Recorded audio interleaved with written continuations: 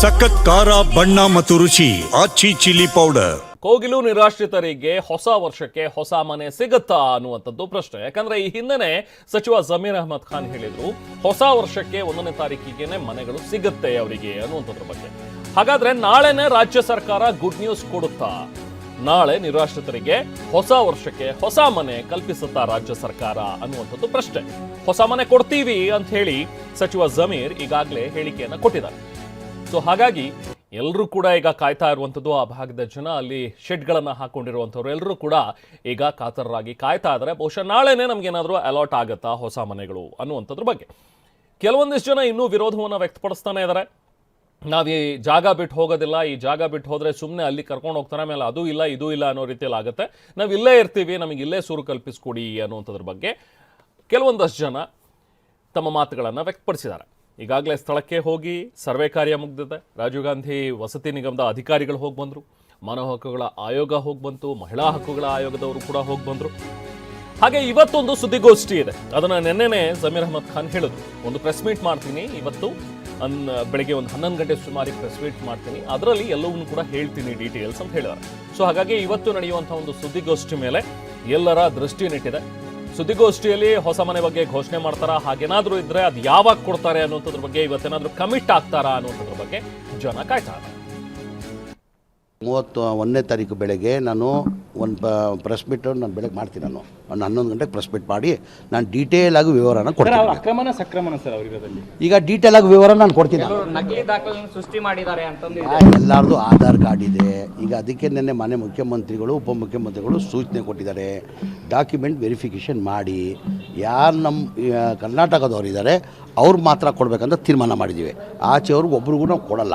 31ನೇ ತಾರೀಕು ಬೆಳಗ್ಗೆ ನಾನು ಒಂದು ಪ್ರೆಸ್ ಮೀಟ್ ನಾನು ಬೆಳಗ್ಗೆ ಮಾಡ್ತೀನಿ. ನಾನು ಒಂದು 11 ಗಂಟೆಗೆ ಪ್ರೆಸ್ ಮೀಟ್ ಮಾಡಿ ನಾನು ಡೀಟೇಲ್ ಆಗಿ ವಿವರನ ಕೊಡ್ತೀನಿ. ಅಕ್ರಮನ ಸಕ್ರಮನ ಸರ್ ಅವರಿರೋದಲ್ಲಿ ಈಗ ಡೀಟೇಲ್ ಆಗಿ ವಿವರ ನಾನು ಕೊಡ್ತೀನಿ.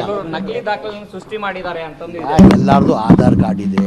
ಈಗ ಅದಕ್ಕೆ ನಿನ್ನೆ ಮನೆ ಮುಖ್ಯಮಂತ್ರಿಗಳು ಉಪಮುಖ್ಯಮಂತ್ರಿಗಳು ಸೂಚನೆ ಕೊಟ್ಟಿದ್ದಾರೆ, ಡಾಕ್ಯುಮೆಂಟ್ ವೆರಿಫಿಕೇಷನ್ ಮಾಡಿ ಯಾರು ನಮ್ಮ ಕರ್ನಾಟಕದವ್ರು ಇದ್ದಾರೆ ಅವ್ರು ಮಾತ್ರ ಕೊಡಬೇಕಂತ ತೀರ್ಮಾನ ಮಾಡಿದ್ದೀವಿ. ಆಚೆಯವ್ರಿಗೆ ಒಬ್ರಿಗೂ ನಾವು ಕೊಡಲ್ಲ. ಇನ್ನು ಹೊಸ ಮನೆ ಕೊಡ್ತಿರೋದಕ್ಕೆ ವಿಪಕ್ಷಗಳು ಈಗ ವಿರೋಧವನ್ನು ವ್ಯಕ್ತಪಡಿಸ್ತಾ ಇದೆ. ಇವರೆಲ್ಲರೂ ಕೂಡ ಅಕ್ರಮವಾಗಿ ಬಂದಿರುವಂಥವ್ರು, ಇವರೆಲ್ಲ ಅಕ್ರಮ ವಲಸಿಗರು. ಸೊ ಇವ್ರಿಗದ್ ಹೆಂಗೆ ನೀವು ರಾಜ್ಯ ಸರ್ಕಾರ ಮನೆ ಕೊಡುತ್ತೆ, ಈ ಥರ ಮಾಡೋ ಹಾಗಿಲ್ಲ ಅಂತೇಳಿ ಬಿಜೆಪಿ ಈಗ ಸಮರ ಸಾರಿದೆ. ಬೆಳಗ್ಗೆ 11 ಗಂಟೆ ಸುಮಾರಿಗೆ ಸ್ಥಳಕ್ಕೆ ಹೋಗೋದಕ್ಕೂ ಕೂಡ ಈಗ ನಿರ್ಧಾರ ಮಾಡಿದ್ದಾರೆ. ಆ ಒಂದು ಕೋಗಿಲು ಲೇಔಟ್ನಲ್ಲಿ ಮನೆಗಳ ತೆರವು ಏನಾಯ್ತಲ್ಲ, ಆ ಸ್ಥಳಕ್ಕೆ ಬಿಜೆಪಿಯ ನಿಯೋಗ ಕೂಡ ಭೇಟಿ ಮಾಡಲಿಕ್ಕಿದೆ. ಸ್ಥಳಕ್ಕೆ ಭೇಟಿ ನೀಡಿ ಪರಿಶೀಲನೆ ಮಾಡ್ತಾರೆ. ಇದರಲ್ಲಿ ಶೋಭಾ ಕರಂದ್ಲಾಜೆ ಇರ್ತಾರೆ, ಜೊತೆಗೆ ವಿಪಕ್ಷ ನಾಯಕರಾಗಿರುವಂತಹ ಆರ್ ಅಶೋಕ್ ಮತ್ತೆ ಛಲವಾದಿ ನಾರಾಯಣ ಸ್ವಾಮಿ ಇವರು ಕೂಡ ಸಾಥ್ ಕೊಡುವಂತಹ ಸಾಧ್ಯತೆಗಳಿವೆ. ಈ ಬಿಜೆಪಿ ನಿಯೋಗ ಇವತ್ತು ಹೋಗಿ ಅಲ್ಲಿರುವಂತಹ ಕೋಗಿಲು ಲೇಔಟ್ನಲ್ಲಿ ನಿರಾಶ್ರಿತರು ಯಾರ್ಯಾರು ಇದ್ದಾರೆ, ಯಾರ್ಯಾರ ಮನೆಗಳನ್ನು ಕಳ್ಕೊಂಡಿದ್ದಾರೆ, ಯಾರ ಮನೆಗಳು ಡೆಮಾಲಿಷ್ ಆಯಿತು, ಇವ್ರು ನಿಜಕ್ಕೂ ಇಲ್ಲಿ ಅಕ್ರಮವಾಗಿ ನೆಲೆಸಿದಾರ, ವಲಸೆ ಬಂದಿದಾರ ಅಕ್ರಮವಾಗಿ, ಇದೆಲ್ಲದ್ರ ಬಗ್ಗೆ ನಾವೇ ಖುದ್ದಾಗಿ ಹೋಗಿ ಪರಿಶೀಲನೆ ಮಾಡ್ತೀವಿ ಅನ್ನುವಂಥದ್ರ ಬಗ್ಗೆ ಈಗ ಬಿಜೆಪಿ ನಾಯಕರುಗಳೇ ಹೇಳಿದ್ದಾರೆ. ಸೊ ಹಾಗಾಗಿ ಇವತ್ತು ಶೋಭಾ ಕರಂದ್ಲಾಜೆ ಅವರ ನೇತೃತ್ವದಲ್ಲಿ ಒಂದು ನಿಯೋಗ ಕೋಗಿಲು ಲೇಔಟ್ಗೆ ಹೋಗುತ್ತೆ. ಇದರ ಬೆನ್ನಲ್ಲೇ ಕೋರ್ಟ್ ಮೊರೆ ಹೋಗೋದಕ್ಕೂ ಕೂಡ ಬಿಜೆಪಿ ಪ್ಲಾನ್ ಮಾಡ್ಕೊಳ್ತಾ ಇದೆ. ಅಂದ್ರೆ ಕಾನೂನಾತ್ಮಕವಾಗಿ ಹೋರಾಟ ಮಾಡೋದಕ್ಕೂ ಕೂಡ ಬಿಜೆಪಿ ಸಿದ್ಧತೆಯನ್ನ ಮಾಡ್ಕೊಳ್ತಾ ಇದೆ. ಒಂದು PIL ಹಾಕೋದಕ್ಕೆ, ಸಾರ್ವಜನಿಕ ಹಿತಾಸಕ್ತಿ ಅರ್ಜಿಯನ್ನ ಸಲ್ಲಿಸುವ ಬಗ್ಗೆನೂ ಕೂಡ ಚರ್ಚೆಗಳಾಗ್ತಾ ಇವೆ. ಈಗಾಗಲೇ CMಗೆ ಪತ್ರ ಬರೆದಿದ್ದಾರೆ ಆರ್ ಅಶೋಕ್. ಈ ವಿಚಾರವಾಗಿ ಅದು ಹೇಗೆ ನೀವು ಮನೆಗಳನ್ನ ಕೊಡ್ತೀರಿ, ಈ ರೀತಿಯಾಗಿ ಬೇರೆ ಕಡೆನೂ ಕೂಡ ಅಕ್ರಮವಾಗಿ ಇರುವಂಥವರ ಮನೆಗಳು ಡೆಮಾಲಿಷ್ ಆಗಿವೆ, ಅವ್ರುಗಳಿಗೆ ನೀವು ಮನೆಯನ್ನ ಕೊಟ್ಟಿದ್ದೀರಾ, ಅಥವಾ ಪ್ರವಾಹ ಪೀಡಿತರಾಗಿ ಅಲ್ಲಿ ಮನೆಗಳನ್ನ ಕಳ್ಕೊಂಡಿರೋರಿದ್ದಾರೆ ಅವ್ರುಗಳಿಗೆ ನೀವು ಮನೆಗಳನ್ನ ಮಾಡಿಕೊಟ್ಟಿದ್ದೀರಾ. ಅಲ್ಲಿ ನೋಡಿದ್ರೆ 5 ವರ್ಷ 6 ವರ್ಷದಿಂದಲೂ ಕೂಡ ಅವ್ರು ಪರಿತಪಿಸ್ತಾ ಇದ್ದಾರೆ, ಅವ್ರುಗಳಿಗೆ ಇಲ್ಲದೆ ಇರುವಂಥ ಭಾಗ್ಯ ಈಗ ಏಕಾಏಕಿ ಒಂದೇ ದಿನ 2 ದಿನದಲ್ಲಿ ನೀವೆಲ್ಲ ರೀತಿಯಾದಂತಹ ಸೂರು ಭಾಗ್ಯವನ್ನು ಇವರಿಗೆ ಕಲ್ಪಿಸ್ಕೊಡ್ತಾ ಇದ್ದೀರಿ, ಇದು ಸರಿಯಲ್ಲ ಅನ್ನುವಂಥದ್ರ ಬಗ್ಗೆ ಬಿಜೆಪಿ ಈಗ ಪಟ್ಟು ಹಿಡಿದಿದೆ.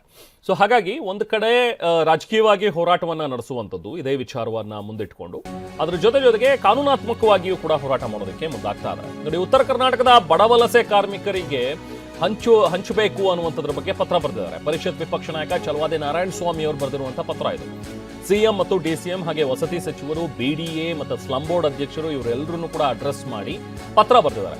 ಯಾವುದು ವಾಸಯೋಗ್ಯ ಮನೆಗಳಿದೆಯೋ, ಅಂದ್ರೆ ಸರ್ಕಾರದ ಜಮೀನುಗಳು, ಸರ್ಕಾರದ ಆಸ್ತಿ ಯಾವುದಿದೆಯೋ ಅದರಲ್ಲಿ ಇರುವಂತಹ ಮನೆಗಳು, ಸರ್ಕಾರದ ಮನೆಗಳು, ಅದನ್ನ ನೀವು ಬೇರೆಯವರಿಗೆ ಅಂದರೆ ನಮ್ಮವರಿಗೆ ಹಂಚಿಕೆ ಮಾಡಿ ನೀವು.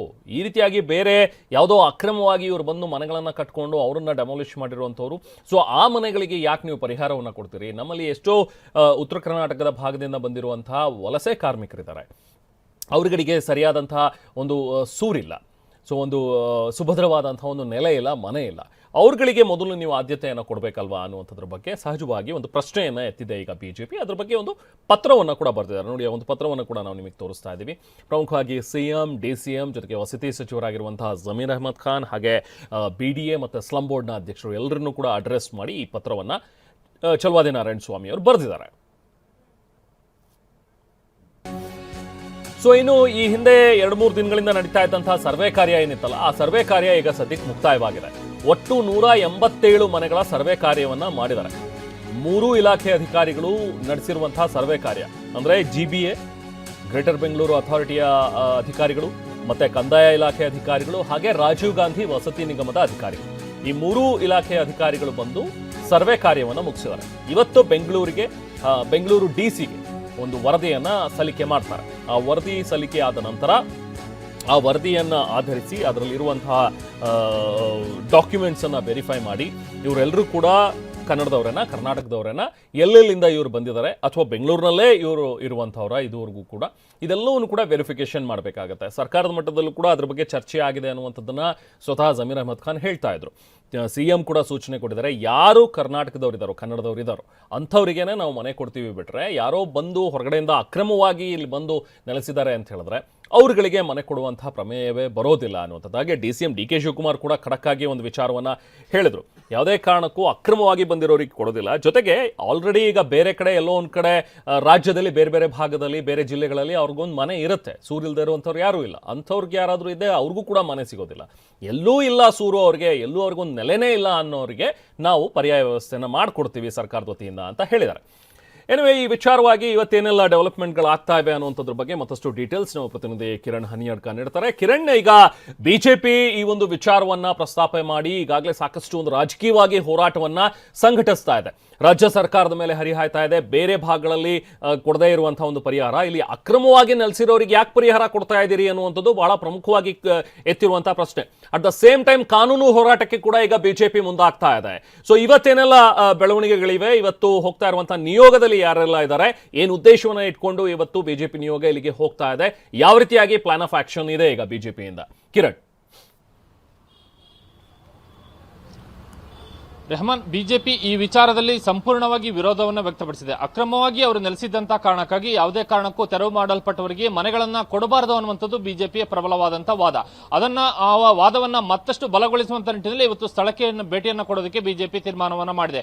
ಬೆಂಗಳೂರು ಉತ್ತರ ಲೋಕಸಭಾ ಕ್ಷೇತ್ರದ ಸಂಸದರು ಕೂಡ ಆಗಿರುವಂತಹ ಕೇಂದ್ರ ಸಚಿವೆ ಶೋಭಾ ಕರಂದ್ಲಾಜೆ ಮತ್ತು ವಿಪಕ್ಷ ನಾಯಕರಂತ ಅಶೋಕ್ ಮತ್ತು ಚಲವಾದಿ ನಾರಾಯಣ ಸ್ವಾಮಿ 3 ಜನ ಇವತ್ತು ಸ್ಥಳಕ್ಕೆ ಭೇಟಿಯನ್ನು ಕೊಟ್ಟು ಅಲ್ಲಿ ಪರಿಶೀಲನೆ ನಡೆಸ್ತಾರೆ. ಮತ್ತು ಈ ಸಂದರ್ಭಕ್ಕೆ ಅವರು ಭೇಟಿ ಕೊಡುವಂತಹ ಸಂದರ್ಭಕ್ಕೆ ಸಂಬಂಧಪಟ್ಟಂತ ಅಧಿಕಾರಿಗಳು, GBA ಅಧಿಕಾರಿಗಳು ಮತ್ತು ಘನತ್ಯಾಜ್ಯ ನಿರ್ವಹಣೆ ವಿಭಾಗದ ಅಧಿಕಾರಿಗಳು ಮತ್ತು ಕಂದಾಯ ಇಲಾಖೆ ಅಂದ್ರೆ ತಹಶೀಲ್ದಾರ್ ಸೇರಿದಂತೆ ಸಂಬಂಧಪಟ್ಟಂತ ಅಧಿಕಾರಿ ಯಾರಿದ್ದಾರೆ ಅವರೆಲ್ಲರೂ ಕೂಡ ಸ್ಥಳಕ್ಕೆ ಭೇಟಿ ಕೊಡಬೇಕು, ಅವರು ಉಪಸ್ಥಿತರಿರಬೇಕನ್ನುವಂತಹ ಸೂಚನೆಯನ್ನು ಕೂಡ ಕೊಡಲಾಗಿದೆ. ಹೀಗಾಗಿ ಅವರಿಂದ ಸ್ಥಳದಲ್ಲೇ ಅಧಿಕಾರಿಗಳಿಂದ ಮಾಹಿತಿಯನ್ನು ಕೂಡ ವಿಪಕ್ಷ ನಾಯಕರು ಮತ್ತು ಕೇಂದ್ರ ಸಚಿವರು ಪಡೆಯಲಿದ್ದಾರೆ. ಇದು ಒಂದು ಕಡೆ ಆದರೆ, ಆ ಸ್ಥಳಕ್ಕೆ ಭೇಟಿಯನ್ನು ಕೊಟ್ಟು ಸರ್ಕಾರದ ಮೇಲೆ ಒತ್ತಡವನ್ನು ಹೇರುವಂತದ್ದು, ಅಂದ್ರೆ ಯಾವುದೇ ಕಾರಣಕ್ಕೂ ಕೂಡ ಸರ್ಕಾರ ಅವರಿಗೆ ಪುನರ್ವಸತಿಯನ್ನು ಕಲ್ಪಿಸಬಾರದು ಅನ್ನುವಂತಹ ಒತ್ತಡವನ್ನು ಹೇರುವಂತಹ ಒಂದು ಪ್ರಯತ್ನದ ಭಾಗವಾಗಿ ಇವತ್ತು ಬಿಜೆಪಿ ನಾಯಕರು ಸ್ಥಳಕ್ಕೆ ಭೇಟಿಯನ್ನು ಕೊಡ್ತಾ ಇದ್ದಾರೆ.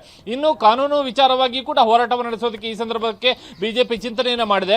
ಮಾಹಿತಿಗಳ ಪ್ರಕಾರವಾಗಿ ಬಿಜೆಪಿ ರಾಜ್ಯಾಧ್ಯಕ್ಷ BY ವಿಜೇಂದ್ರ ಜೊತೆ ವಿಪಕ್ಷ ನಾಯಕ ಅಶೋಕ್ ಒಂದು ಸುತ್ತಿನ ಚರ್ಚೆಯನ್ನು ಕೂಡ ನಡೆಸಿದ್ದಾರೆ ಅನ್ನುವಂತಹ ಮಾಹಿತಿ ಇದೆ. ಮತ್ತೊಂದು ಹಂತದಲ್ಲಿ ಸಾರ್ವಜನಿಕ ಹಿತಾಸಕ್ತಿ ಅರ್ಜಿಯನ್ನು ನ್ಯಾಯಾಲಯಕ್ಕೆ ಸಲ್ಲಿಕೆ ಮಾಡುವಂತ ನಿಟ್ಟಿನಲ್ಲೂ ಕೂಡ ಬಿಜೆಪಿ ತೀರ್ಮಾನವನ್ನ ಮಾಡಿಕೊಂಡಿದೆ. ಬಹುತೇಕ ಆ ಒಂದು ವಿಚಾರದಲ್ಲಿ ಬಿಜೆಪಿ ಹೆಜ್ಜೆ ನೀಡುವಂತಹ ಸಾಧ್ಯತೆಗಳು ಬಹಳ ಹೆಚ್ಚಾಗಿದೆ.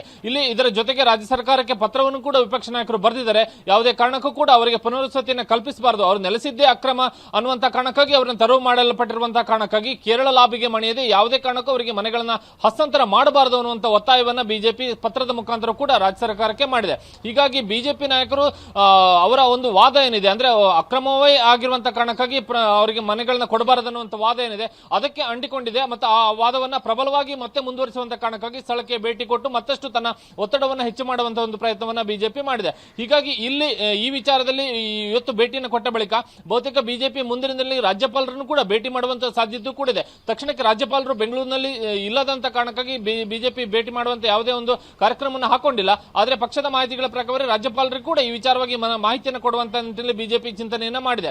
ಇದು ಒಂದು ಕಡೆ ಆದ್ರೆ ಬಿಜೆಪಿಯ ಜೊತೆಗೆ ಈ ಬೆಳವಣಿಗೆ ಜೊತೆಗೆ ಮತ್ತೂ ಕೂಡ ಅಲ್ಲಿ ಸರ್ವೆ ಕಾರ್ಯದ ಪ್ರಕ್ರಿಯೆಗಳು ಕೂಡ ನಡೀತಾ ಇದೆ. ಬಹುತೇಕ 187 ಮನೆಗಳ ಸರ್ವೆ ಕಾರ್ಯ ಮುಕ್ತಾಯಗೊಂಡಿದೆ. ಇವತ್ತು ಅಥವಾ ನಾಳೆ ಒಳಗಾಗಿ ಬೆಂಗಳೂರು ನಗರ ಡಿಸಿ ರಾಜ್ಯ ಸರ್ಕಾರಕ್ಕೆ ವರದಿಯನ್ನು ಕೂಡ ಕೊಡ್ತಾರೆ. ಆ ವರದಿ ಸಲ್ಲಿಕೆಯಾದ ಬಳಿಕ ರಾಜ್ಯ ಸರ್ಕಾರದಿಂದ ಮತ್ತೆ ತನ್ನ ತೀರ್ಮಾನವನ್ನು ಪ್ರಕಟಿಸುವಂತಹ ಸಾಧ್ಯತೆಗಳು ಕೂಡ ಇದೆ. ನಿನ್ನೆ ಹೇಳಿದಂತ ಪ್ರಕಾರವಾಗಿ ವಸತಿ ಸಚಿವ ಜಮೀರ್ ಅಹಮದ್ ಇವತ್ತು ಸುದ್ದಿಗೋಷ್ಠಿಯನ್ನು ಮಾಡಿ ವಿವರಣೆ ಕೊಡುವಂತಹ ಸಾಧ್ಯತೆ ಕೂಡ ಇತ್ತು. ಆದ್ರೆ ಸರ್ಕಾರಕ್ಕೆ ವರದಿ ಇನ್ನೂ ಕೂಡ ಸಲ್ಲಿಕೆಯಾಗದ ಕಾರಣಕ್ಕಾಗಿ ಇವರು ಸುದ್ದಿಗೋಷ್ಠಿ ಇವತ್ತು ಮಾಡ್ತಾರೋ ಇಲ್ಲವನ್ನಂತೂ ಇನ್ನೂ ಕೂಡ ಖಚಿತ ಇಲ್ಲ. ಆದ್ರೆ ಬಿಜೆಪಿ ತನ್ನ ವಿರೋಧದ ಮುಂದುವರಿಸುವಂತ ನಿಟ್ಟಿನಲ್ಲಿ ಇವತ್ತು ಸ್ಥಳಕ್ಕೆ ಭೇಟಿಯನ್ನು ಕೊಡ್ತಾ ಇದೆ. Rehman, thank you Kiran.